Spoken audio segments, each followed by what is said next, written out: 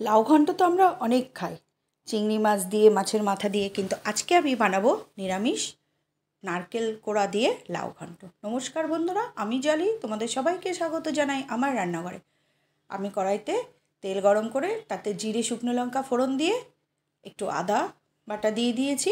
আদা বাটাটা একটু ভাজা ভাজা হলে আমি এর মধ্যে দিয়ে দেবো একটু জিরের গুঁড়ো দিয়ে সামান্য একটু জল দিয়ে দেবো, যাতে জিরের গুঁড়োটা পুড়ে না যায়। জল দিয়ে একটু নাড়াচাড়া করে তারপরে আমি এর মধ্যে দিয়ে দেবো নারকেল কোড়া। আমার প্যাকেট নারকেল ছিল, আমি ডেসিকেটেড কোকোনাট কিনে রাখি, আর যদি টাটকা নারকেল হয় সেটাও দিয়ে এইবার এটাকে একটু ভালো করে ভাজা ভাজা করে নেব। এর মধ্যে একটু পরিমাণ মতো হলুদ আর দুটো কাঁচা লঙ্কা দিয়ে আমি নেড়ে নেব। এবার দিয়ে দিয়েছি একটু নুন, আর লাউটাকে আমি ওদিকে গ্রেটারে একদম কুড়িয়ে রেখেছি। এই কাজটা আমার বাড়িতে যে হেল্পিং হ্যান্ড থাকে সেই করে দেয়, ওই জন্য লাউটা গ্রেটারে কুড়িয়ে রাখা রয়েছে। এবার মশলাটা ভালো করে ভাজা ভাজা হলে এই যে গ্রেটারে এই যে লাউ কুড়িয়ে নিয়েছি, আর এদিকে মটরশুঁটি রেখেছি। এবার আমি লাউটা দিয়ে দেব। একদম ঘন্টের মতো লাউটা গ্রেটারে কুড়িয়ে নেওয়া হয়। এটা হাত দিয়েও যারা ভালো কাটতে পারে হাত দিয়েও ভালো করে কুচিয়ে নেওয়া যায়। আমার বাড়িতে যে তরকারি কাটে, আমার যে হেল্পিং হ্যান্ড, সে ভালো করতে পারে না, সেই জন্য আমিও তাকে গ্রেটারেই আমি এটা কেটে নিয়ে এবার আমি লাউটা খুব কচি ছিল, সেই জন্য আমি একটু না হলে একটু ভাপিয়ে নিলেও হয়।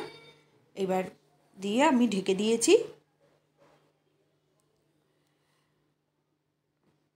এই যে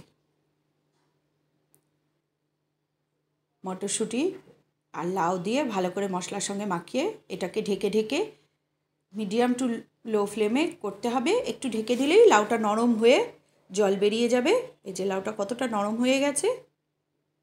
আবার একটু নাড়িয়ে দেব, নাড়িয়ে আবারও ঢেকে দেব।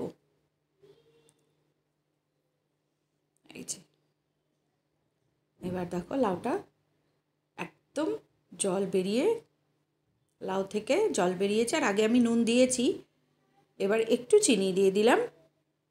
চিনিটা অপশনাল, যারা খাবে না তারা স্কিপ করবে, কিন্তু চিনিটা নিরামিষ যে কোনো রান্নাতে একটু চিনি দিলে টেস্টটা ব্যালেন্স হয়। আমি 2 চামচ গুঁড়ো দুধ দিয়ে দেবো।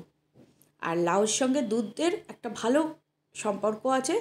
লাউয়ের যে কোনো রান্নায় একটু দুধ দিলে খুব ভালো লাগে। যেহেতু আমি এটা ঘন্ট করব, ঝোল করব না, সেই জন্য লিকুইড দুধটা দিইনি, গুঁড়ো দুধ দিয়েছি। যদি লিকুইড দুধও থাকে সেক্ষেত্রে প্রথম অবস্থায় একটু লিকুইড দুধ হাফ কাপ মতো দিয়ে দিলেও একটা সুন্দর টেস্ট হয়। আর আমি এর মধ্যে দিয়ে দেবো একটু খানিকক্ষণ ঢেকে রেখেছিলাম এই যে মুগ ডাল, ভেজে মুগ ডাল দিয়ে দিলাম। প্রথমেও কড়াইতে ভেজে নেওয়া যায়, আমি ভুলে গেছিলাম, সেই জন্য আমি আলাদা একটা কড়াইতে মুগ ডালটা একটু ভেজে দিয়ে দিলাম। বড়ি দিলেও হয়, আমি মুগ ডাল ভাজা দিয়েছি। দিয়ে আবারও একটু নাড়িয়ে নেব। নাড়িয়ে এটাকে এবার আবারও খানিকক্ষণ ঢেকে রেখে দেব।